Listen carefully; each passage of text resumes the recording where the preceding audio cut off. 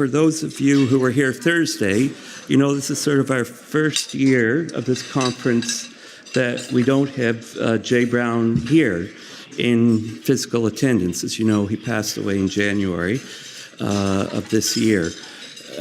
But we do have the Jay Browne Legacy Award, which we're going to present, I'm going to talk about. And we also have one of Jay's sons, Dylan, here. Dylan Browne, who's going to do the presentation when we get to that portion of it.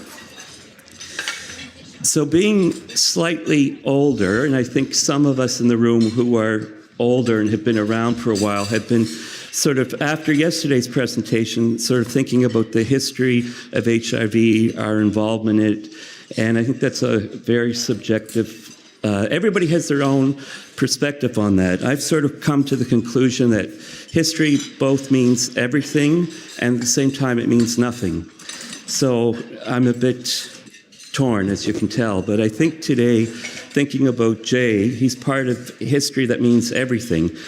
And I just want to say, how many people in this room have been working in HIV for more than 20 years? Okay, so that's a small number. How many between 15 and 20? And 10 and 15?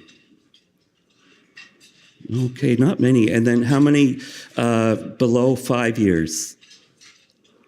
Wow. Well, welcome. Don't run away. But I think it's important for everyone to know that you can't really underestimate the influence that Jay Browne had on all the work that happens in Ontario. You know, when people pass away, we usually talk about them in superlatives, but it's really hard with Jay to put superlatives upon superlatives, if you can even pronounce that.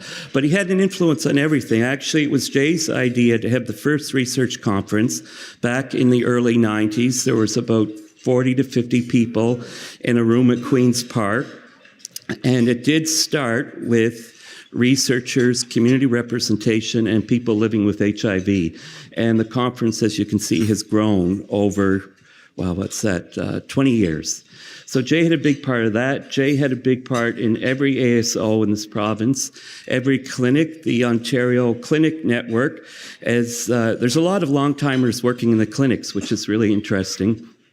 The clinic network was put together by Jay, too. He said, that's just crazy. Clinics have to get together and talk. As ASOs has started a bit earlier with the Ontario AIDS Network. But Jay had a big hand in stuff that happens in the lab, on a lot of our ongoing policies and programs. And as said in the program, as you heard Thursday night, really had an impact on everyone he met. And he really did lay the foundation for the AIDS Bureau, and there's lots of things. Most of it is based on the model that started in the early 90s when Jay was hired at the Ministry of Health. So that's my little history plug. For anyone who's young, get over it, and be respectful to your elders. So before we do this year's award, we're going to talk about the winner from last year, and I think somebody from Rideau in Sudbury is going to come up to the stage. Last year's winner was Rideau Access Network, which is the AIDS service organization in Sudbury, and they received the award to recognize their work in supporting at-risk youth, the development of youth leaders, and the formation of gay-straight alliances across hundreds of kilometers of small northern and rural communities. And here comes Gaston Côte-Noire to talk about that. All right, good afternoon, everyone.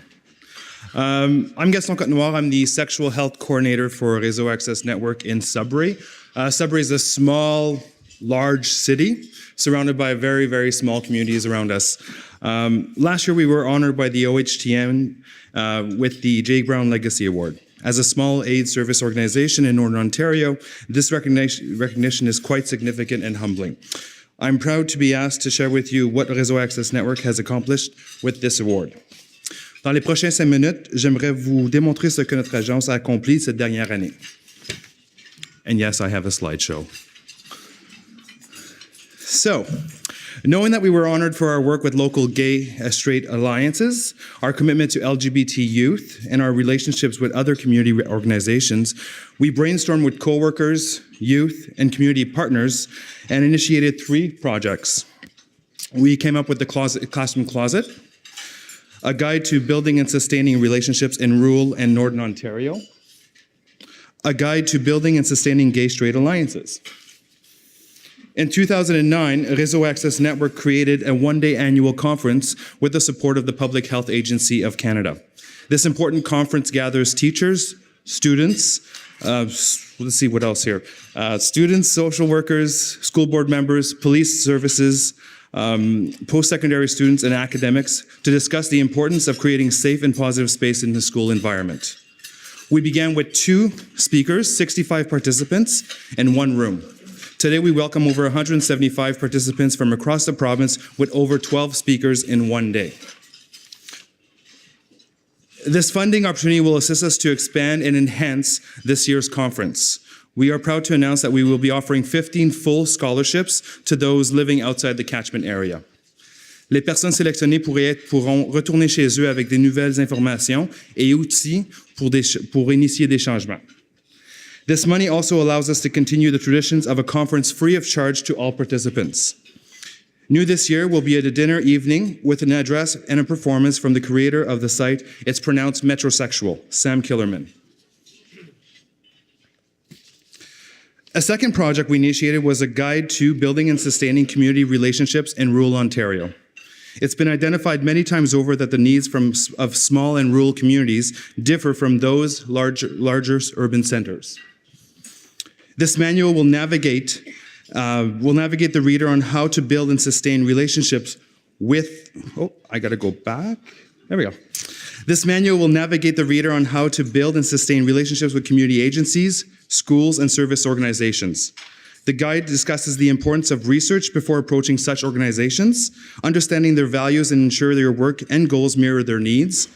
Once the need of the organization has been identified, one needs to be strategic to gain trust. The manual highlights the importance of a well-planned point of entry, as it's crucial and can allow your work to flourish instead of being stopped before entering the door. Although we understand the importance of these relationships, we wanted to ensure sustainability and support to allies, and so the GSA guide was also created. This resource supports teachers in both separate and public schools. We want to initiate a GSA and Respect Differences Club. This guide contains activities, history, and tools to support those involved. And also includes a safer sex and HIV component. Alors, quelles sont nos prochaines étapes? Les 2 guides seront traduits en français et en anglais. Ils seront disponibles dans la nouvelle année pour tous ceux voulant une copie. Notre conférence annuelle, le placard de salle de classe, sera le 18 et 19 février 2014, où nous allons présenter le guide à tous les participants. Finalement, nous sommes en train de créer un atelier pour assurer que les gens comprennent comment utiliser les guides.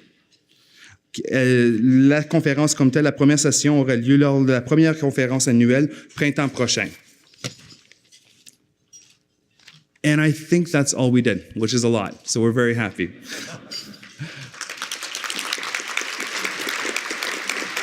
We'd just like to take a second just to acknowledge and thank you the following people. Oh, my slide is gone. So the OHTN, the J. Browne Legacy Award Selecting Committee, and congratulations to this year's winner, and a special thanks to Carla John and Chris Grimard.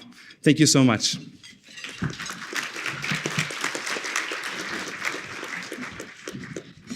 Gaston just winked at me.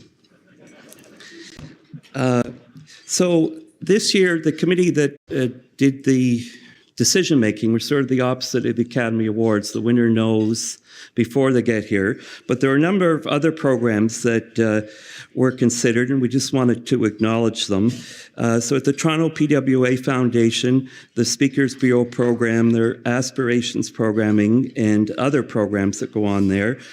We looked at the ongoing work of the AIDS Bereavement and Resiliency Program of Ontario, with their particularly their Turning to One Another workshop, a peer-based initiative to empower, mentor, and build people's skills. I'm not reading this properly. And then there was also a peer-based initiative from CAT, the Committee for Accessible AIDS Treatment, or CAT's Legacy Mentorship Program, and the Ethno-Racial Treatment Support Network, helping ourselves, helping others, as well as the OHTN's Learning Exchange for the peer researchers called LEAP, which worked with PHAs to become researchers on a number of studies and projects. So all of these programs were deserving of an award, but we only have one prize, so get over it.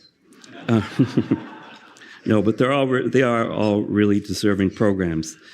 The winner this year is the Positive Leadership Development Institute program offered by the Ontario AIDS Network in partnership with the Pacific AIDS Network, and it's this year's winner.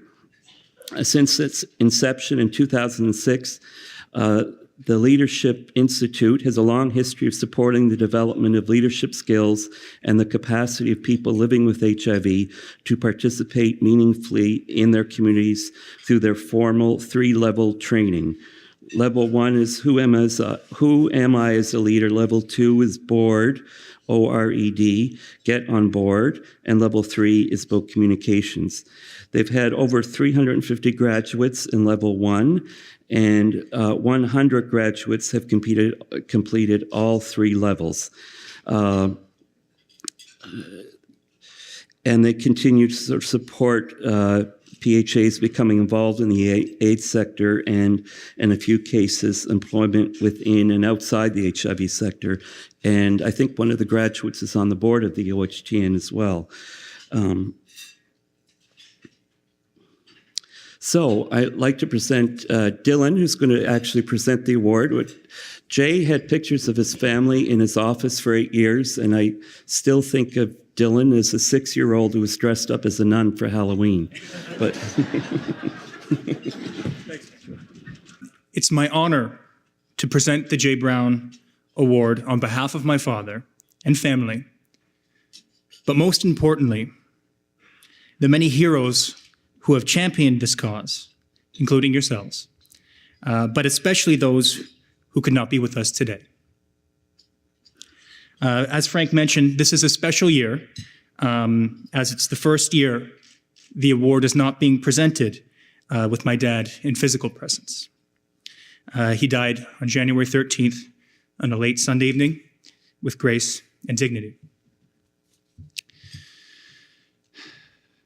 But feeling the energy in this room, I know he's looking down approvingly on the many leaders who unselfishly dedicate their lives to people living with HIV.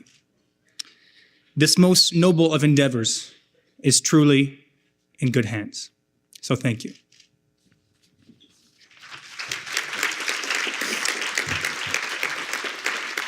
I would like to congratulate the Positive Leadership Development Institute for their excellent work. And I invite Tara Jewell and Rick Kennedy to come up and accept this year's award on behalf of the organization. We're also inviting our colleagues who choose to come up, who participated in the Leadership Development Institute as well. So thank you, Dylan, and thank you, Frank. This is an incredible honor for all of us, and you've named some really remarkable other programs that were considered for this award. So we want to also acknowledge the great work that's being done right across Ontario, thanks to the inspiration of people like J. Browne. So it was 1 year ago today that J. Browne stood on this podium to receive the Queen's Diamond Jubilee Medal. Jay was a strong ally for people who are HIV positive. His actions in leading the AIDS Bureau throughout the most difficult times of the AIDS crisis helped to ensure that the dignity and rights of people who are HIV positive would be respected. Indeed, he helped many of us in this room to find our voice. Jay's humility and generosity was such that he gave his own Jubilee Medal Award back to our community. He asked that it be displayed in the offices of the Ontario AIDS Network as a mark of his respect. And we're very grateful that Dylan and Gina and your other brother, your family gave us back the award at Jay's request. Thank you for that. Tara is going to say a few words as well. 1 year after his death, our community is back on stage to receive another gift created in celebration of the values of the remarkable Jay Browne. In accepting this award, we recognize the great honor that is being given to a community of leaders who are HIV positive. The Positive Leadership Development Training Institute training is designed, delivered, and dedicated exclusively to supporting the leadership of people who are HIV positive. In Ontario, in British Columbia, in Alberta, in Atlantic Region, and now in Melbourne, Australia, our work of supporting rising generations of HIV-positive leaderships is continuing.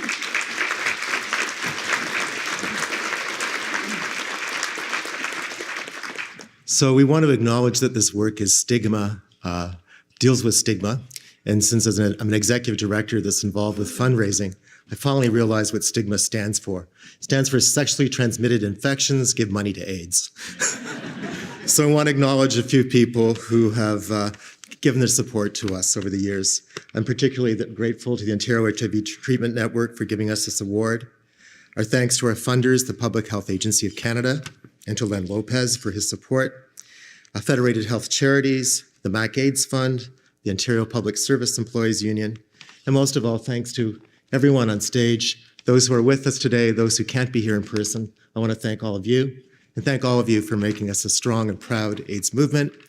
And one last dedication is remembering a person who fought for this program to exist, and that was Steve Harris. Thank you.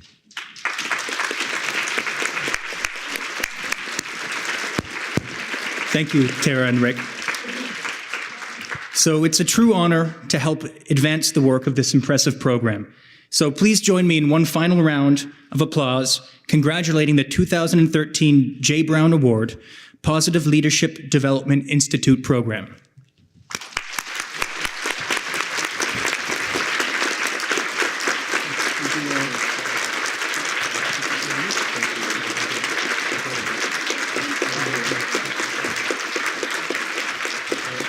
Okay, thank you and enjoy your next plenary session.